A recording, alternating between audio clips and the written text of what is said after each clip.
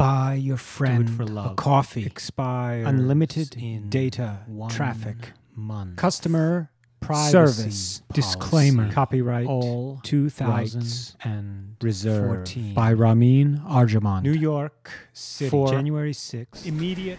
I'm Ramin Arjomand, and I'm a composer and pianist living and working in Brooklyn, and I'll be making a new work for Pulsing and Shaking this year. I've always been interested in counterpoint in composition, and that basically means in putting things together, and it doesn't matter what those things are. It's about how you put them together to create something.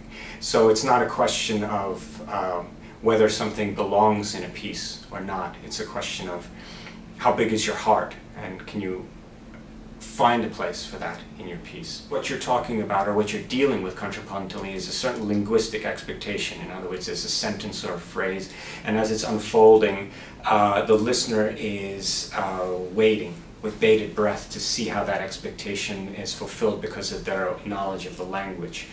And once you put more than one of those things, those kinds of strands of information together, the different expectations that vie for attention start to interact, and that becomes the counterpoint.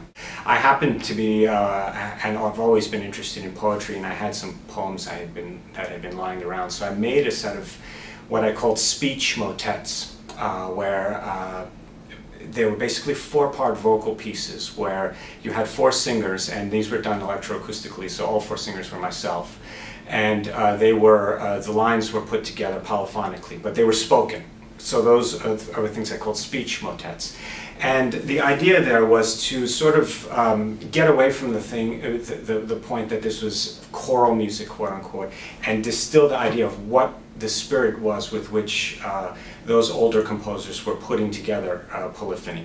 And so I did it by saying you can actually do it with speech too. In some ways, my electroacoustic work and my improvisation couldn't be more different.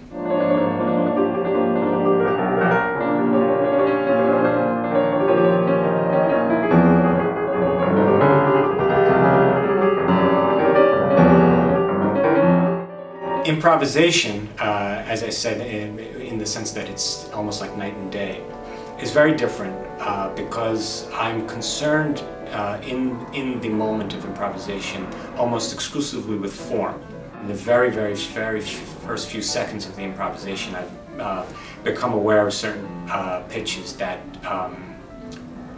begin to bug me for the rest of the improvisation, and so it's working out what those are. What the problem is there, which makes for the form of the piece, and symphonic in the sense that there's only a few tiny little things that I'm concerned with and even obsessed with over the course of the improvisation.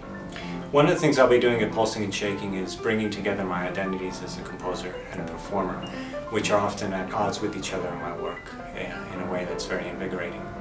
What I think is really exciting about Pulsing and Shaking is the bringing together of a very diverse kind of music making into a whole, which I think is very telling about what's going on in the city right now, and I'm really glad to be a part of it.